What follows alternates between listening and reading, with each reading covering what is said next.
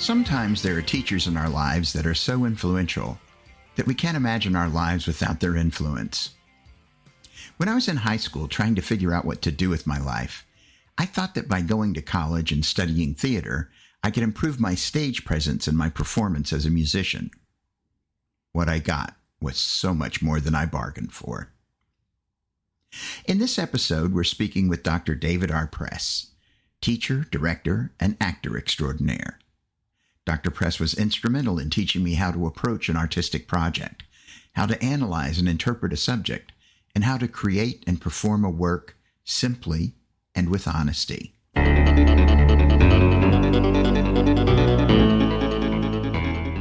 Hi, I'm Tim Rose, and this is the Tim Tunes Podcast. In this episode, we'll have a conversation with David Press, probably the biggest influence on me in terms of the artistic elements of my songs and how I represent them. We'll also hear short stories and tributes from Dave's other students.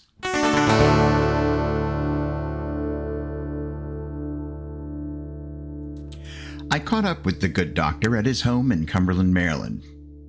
There was something very gratifying walking up those same stairs that I'd used 50 years ago into that same beautiful Victorian house. We met on a hot July day in his home office. The air conditioner kept us cool, but provided a bit of a noisy background. Well, I'm here today with the Tim Tunes Podcast with an interview with my old acting teacher and just professor from Frostburg, at the time State College, now Frostburg, University of Maryland at Frostburg, David Press. Hello, David. Hi, Tim. How are you doing? I'm hanging in. Excellent. 87. Wow, 87. Well, I feel like I'm old, and I'm, 18 years behind you, so I'll get there, I hope. Who knows? You look like you're in great shape, though, I have to say. For those of you who can't see David because you're listening to this, he looks terrific. One of the interesting things is that with all the COVID stuff, I was getting, and I had been hit hard and lost a lot of weight. Did you get it? Oh, COVID? Yeah. And I lost about 22 pounds. Wow. And I was going to say, you look great. Yeah. I mean, I was a 34 waist. I'm back down to 32. Wow. Which is what I was in high school. Wow. I am double what I was in high school. It's hard for me to quantify exactly what I learned from Dr. Press. His teaching seemed like magic to me. He could spot phony acting from a mile away. When I first started working with him, I couldn't understand what it was he was seeing that I wasn't. Over time, as I learned to watch and listen very carefully, my skill increased, and I was able to tell the difference between good, honest acting and the rote delivery of lines. We started talking about public speaking, which was another subject he taught. As he talks about the similarity of public speaking and acting, he voices one of the key tenets of his teaching. Let's have a listen. When you try to tell students that it's like acting, you have to have an intention. You have to have an intention behind what you're saying. Right. And you want to look for response from the people that you're talking to. Right. This business about looking over them or, all the rest of the stuff is, baloney. It's all the phony stuff. It's not supposed to be about. You want to connect. And getting people to pass an exam based on a textbook which doesn't teach the principles that you really should be talking about. So anyway, that's... well, you stood by your principles, it sounds like. Yeah, well, I tried to anyway.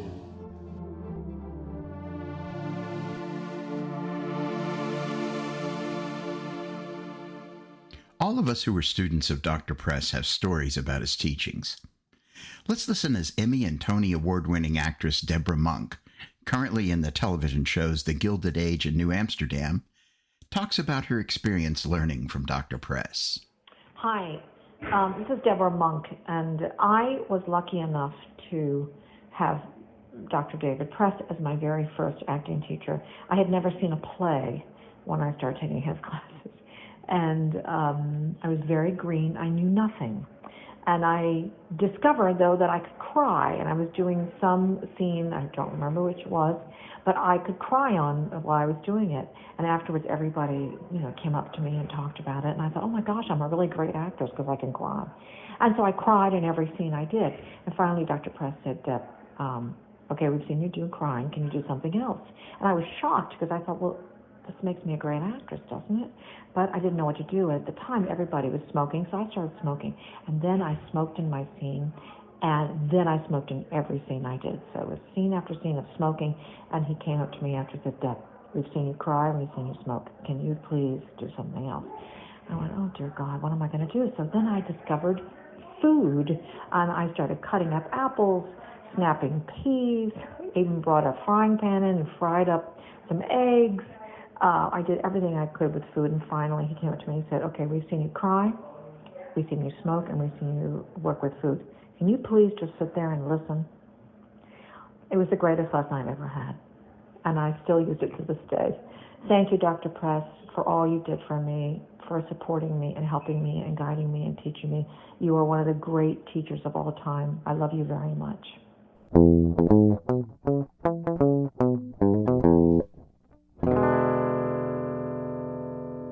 Listening. Who knew so much of acting consisted of listening to the other characters? David R. Press. That's who.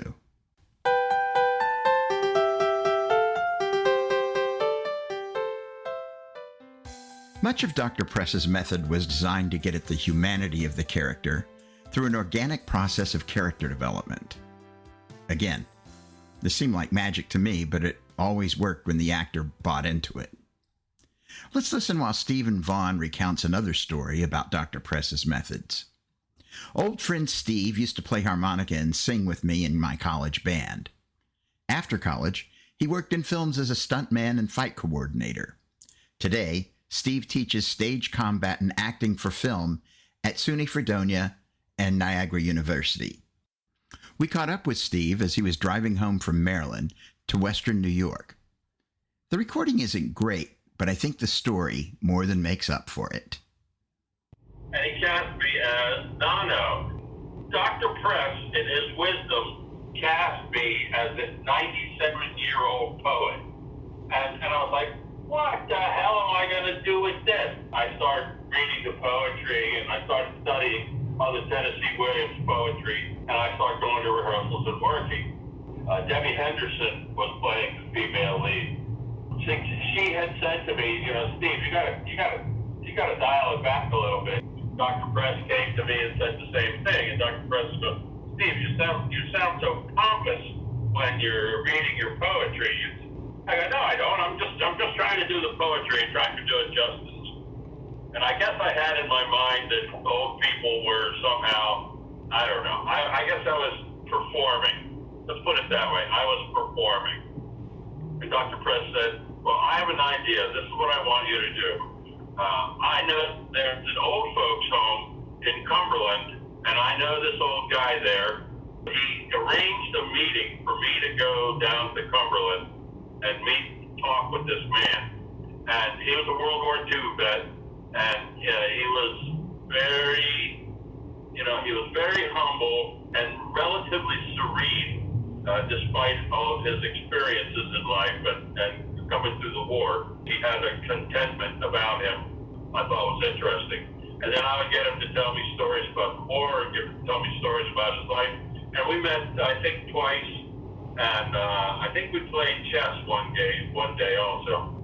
And when I came back to rehearsals after talking with this guy, everybody said, oh my God, Steve, your acting is so much better. You sound like a human being. You're not pompous anymore. You're not arrogant anymore. You're just a guy. And I still, to this day, do not know what happened. I don't know, and consciously, nothing changed in my approach to the work. Nothing at all. But subconsciously, somehow, that experience had affected me, changed my acting. Everyone was happy with what I did. That's the kind of stuff that Dr. Press was good at figuring out. where's the humanity in the character, and then how does the humanity of the actor match up with that? And that was really, really great. I've always admired the guy, and it was an absolute pleasure to have worked with Dr. Press. No question.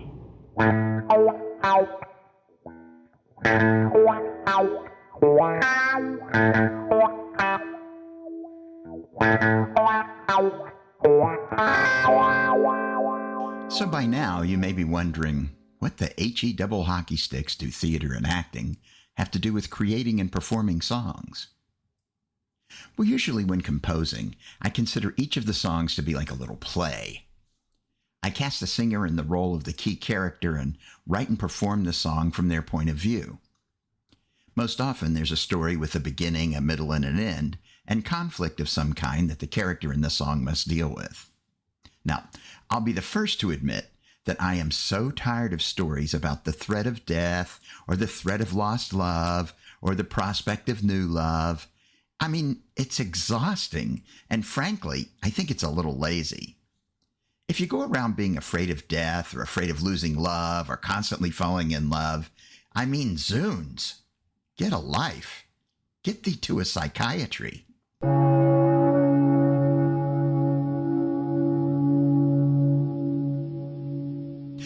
But I digress. I learned from Dr. Press how to analyze a character and get into their skin and see the world from their perspective. Even quote-unquote bad people think they are right and justified in their thoughts and actions. I don't generally make it clear that the song is written from the character's perspective and not mine. For instance, in my song, God Loves Me, subtitled, But He Doesn't Really Care About You, I sing as a religious zealot. The religious positions, when plainly spoken, are so ridiculous that I hope people don't think this is my view, but rather the view of the character who inhabits the song. Although, considering the whole birds aren't real debacle, I wonder sometimes.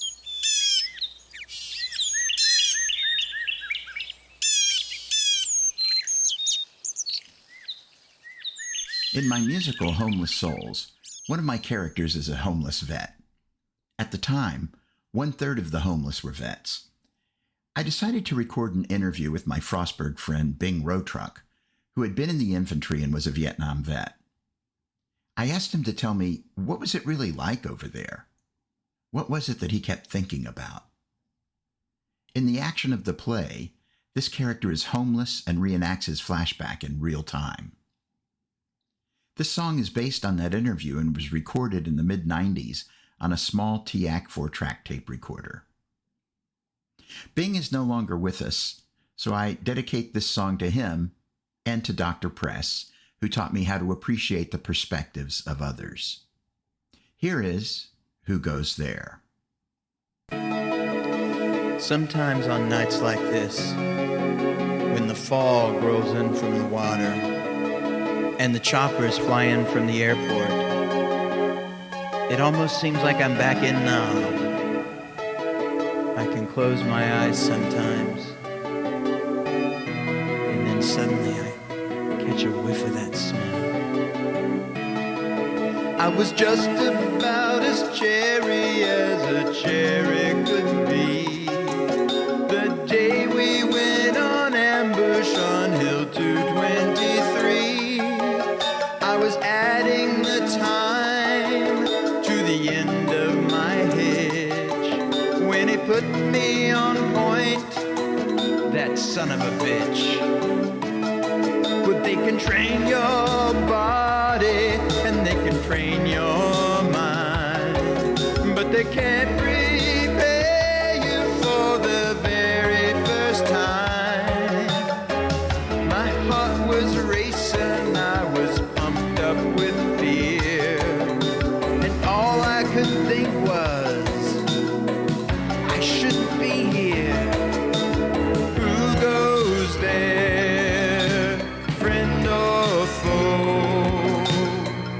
How much longer until I go home? Somebody tell me,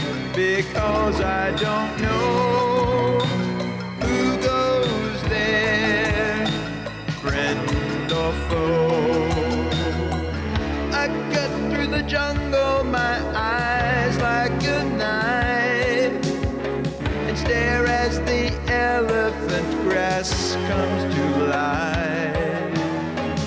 I look at him as he looks at me, and both of our bodies fire instantly. I'll never forget that look in his eyes as his chest explodes and his bullets whiz by. In a flash it's over, I am in the clear. Why am I alive? I shouldn't be here. Who goes there, friend or foe? Am I crazy? I just wanna go home. Somebody help me, because I don't know. Who goes there, friend or foe? I'm salty now, I got one under my belt. Where are the feelings that I should have felt? The perimeter's set, and we're tucked in for the night. I drew first watch, and now I'm sitting tight.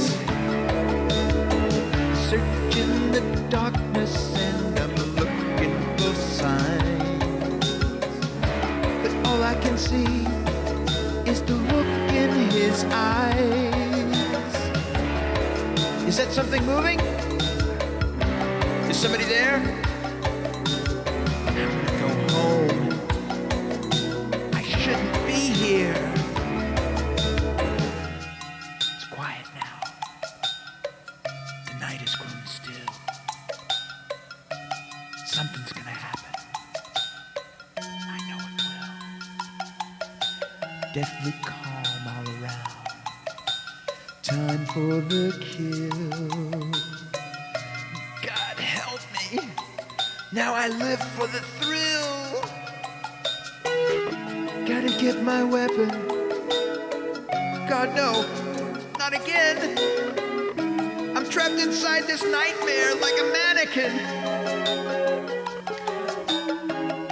I need my weapon. It's my only chance. It's the only way that I can break out of this trance. They're coming soon. I know it. Like they always do. I'm frozen here with fear. I can't move. Locked in the dark with my 10,000-mile stare. I see that look in his eyes. I shouldn't be here.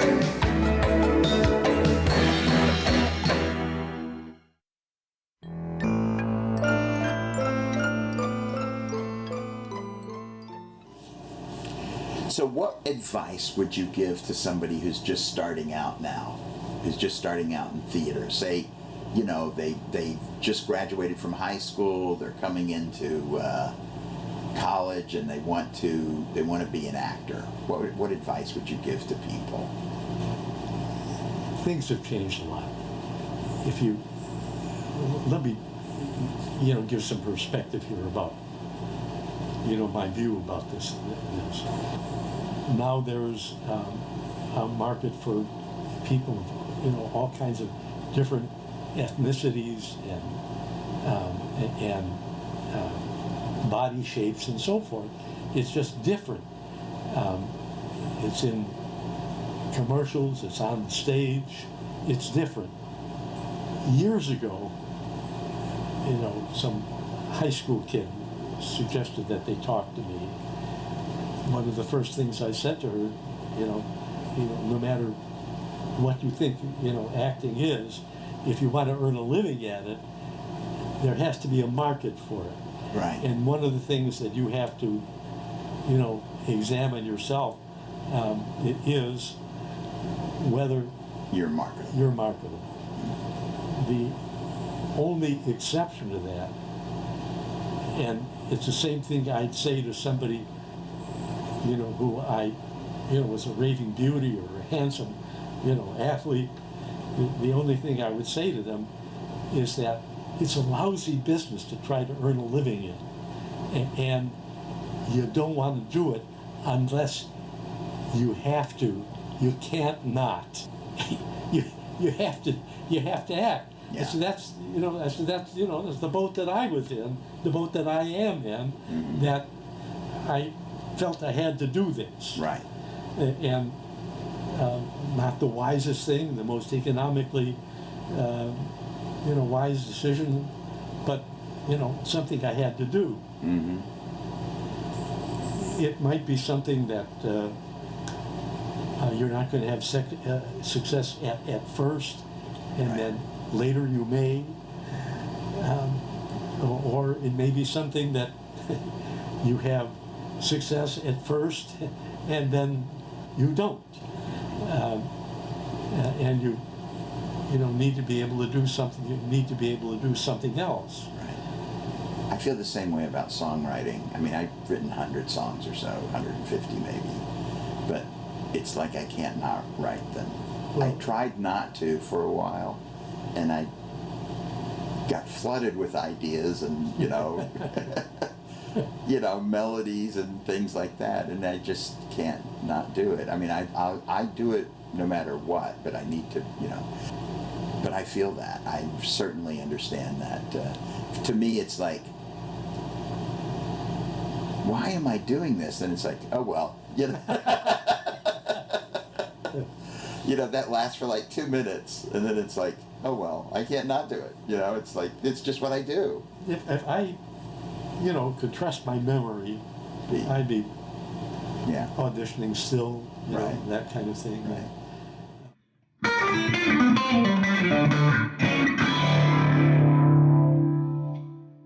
Now let's listen to stories and tributes from some of Dave's other students, starting with Mary Cole Morgan. When I was a freshman at Frostburg, I auditioned for the role of Cherie in Bus Stop. And I was so intimidated by the other students. They had much more experience than I, so I was really shocked that he cast me in the role. And I'm not sure when I really realized that why he had chosen me for the role, but it was because of my vulnerability and self-esteem, very low self-esteem. I had lost my mom the year before, and he knew that, and he could see it. Even though I thought I was doing a pretty good job of acting like I had it all together, he could see it and cast me in the role of that character who also had to be vulnerable. So it was really an insight on his part. He was great at casting people. During that show, the college shut down for 5 days, and Dave was adamant that we all stay in town, find somewhere else to rehearse, and I was able to stay with another cast member off campus. And we'd get together and eat and drink. We ate at Dave's house. We, drove around Cumberland. We just had a great time. On one of those days, I guess it was toward the end, Doc and the rest of us snuck into Compton Auditorium and decided to rehearse there anyway. We basically broke in. And Carolyn, Dave's wife, brought a delicious meal of French onion soup. And that whole experience literally changed my life. It was magical. I'm so glad to have kept the friendship with Dave. It took me years to stop calling him Doc. Now let's hear from His Honor, Circuit Court Judge on senior status, Dan Dwyer. My name is Dan Dwyer, Frostburg State College, class of 1977, bachelor's in theater. I was lucky enough to be cast by Dr. David Press in Hotel Paradiso and One Flew Over the Cuckoo's Nest. It was an honor to work with such a brilliant acting coach, and I wish him well. Next, we'll hear from proud former student and dedicated character actor of stage and screen, Mark Rolston. Hello, Dr. Press. This is Mark Rolston here. A little blast from your past. I think the last time we may have seen each other was after our production of Bus Stop, in which you cast me in the role of Bo Decker across from Mary Holmgren as Cherie. Just wanted to thank you for giving me a foundation that has lasted my entire career in stage and film and television. You were the first to introduce me to method acting and Stanislavski, a training that I actually took to London, where I finished my training at the London Drama Center. But it all began with you, and I'm very, very, very grateful.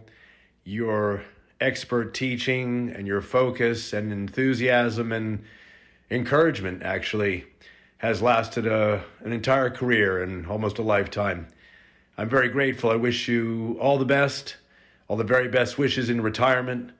Sad to see you go, but I'm sure you've touched the careers of many, and this one here is very grateful and sincere. Thank you. You can see Mark as Lieutenant Thorne on Bosch Legacy, streaming on IMDb. He just finished a sci-fi comedy pilot called Star Crew, and is currently filming an indie project, Pug, the Movie, where he plays a crooked boxing promoter. Also, he's starring in the next installment of the Spider-Man franchise video games as Norman Osborn, a.k.a. the Green Goblin. He's a very busy fellow.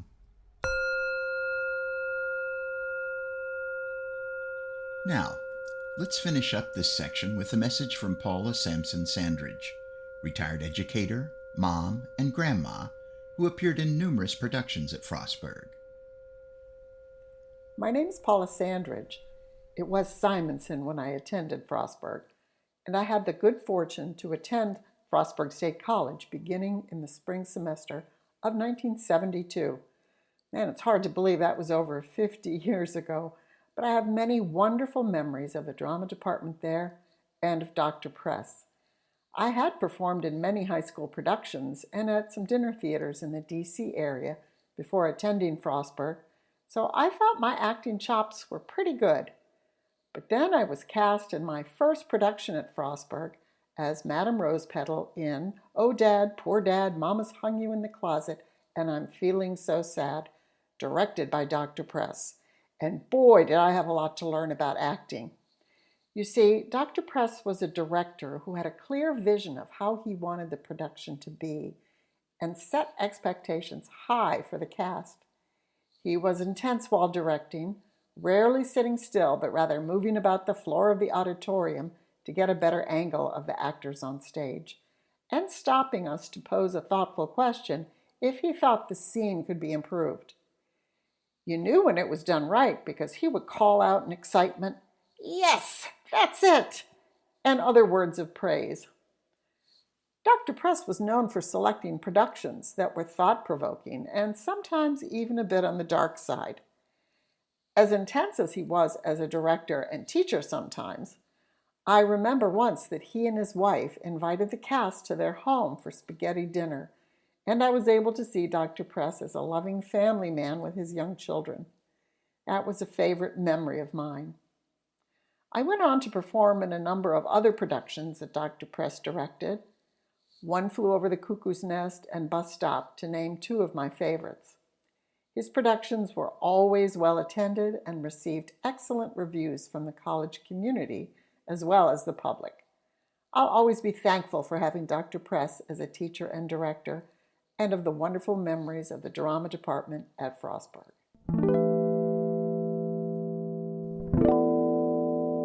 Thank you for... It's been a pleasure interviewing you.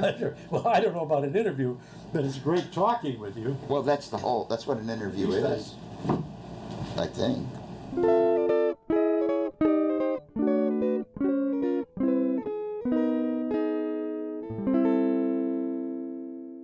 That about wraps up this episode. I hope you've enjoyed my thinly veiled attempt to honor this exceptional mentor and teacher. Every great teacher should be honored in some way, as who can say where the ripples they start will end? From the very bottom of my heart, thank you, David. And special thanks to Deborah Monk, Stephen Vaughn, Mary Cole Morgan, Dan Dwyer, Mark Rolston, and Paula Sandridge. And thank you all for listening. You can join us for discussions on this episode and, well, anything else you might want to discuss at Tim Toon's podcast group on Facebook. You can purchase or stream my music at tim-rose.com. If you enjoyed this episode, please consider making a donation to the Alzheimer's Association at alz.org. Until next time.